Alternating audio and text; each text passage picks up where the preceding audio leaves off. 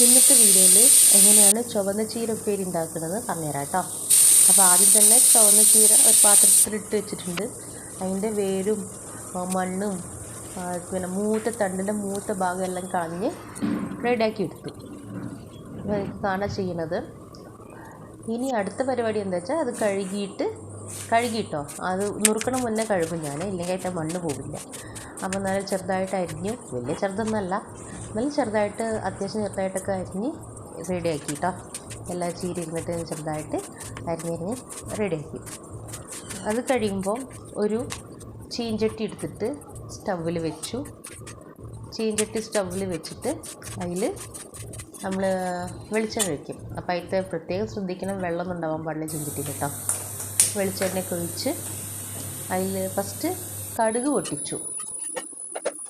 വെളിച്ചെണ്ണ ഒഴിച്ചു, കടുക് പൊട്ടിച്ചിട്ട് ഞാൻ കുറച്ച് അരിമണി ഇടും കേട്ടോ. അതിൽ അതൊരു ടേസ്റ്റാണ്.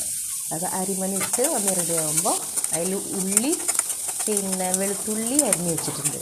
അത് രണ്ടും കൂടി ഇട്ട് നന്നായിട്ട് ഉപ്പൊക്കെ ഇട്ട് വഴറ്റി റെഡി ആയിട്ടോ.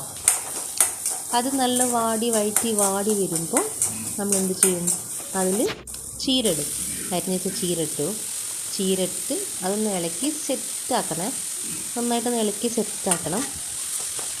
വെള്ളം ഒഴിക്കേണ്ട ആവശ്യമില്ല, കാരണം ചീരയിൽ തന്നെ വെള്ളം ഉണ്ടല്ലോ, അതിൽ തന്നെ വെള്ളം ഉണ്ടാവും, വെള്ളം ഇറങ്ങി വന്നോളും.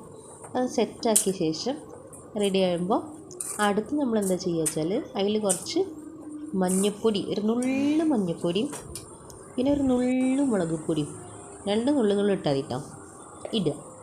മഞ്ഞൾപ്പൊടി ഒരു നുള്ളിട്ടു, മുളക് പൊടി ഒരു നുള്ളിട്ടു. അത് കഴിഞ്ഞിട്ട് പിന്നെ നന്നായിട്ട് അത് ഇളക്കി സെറ്റാക്കിയിട്ട് ഒരു അടുപ്പ് പാത്രം എടുത്തിട്ട് അടച്ചു വെച്ചു.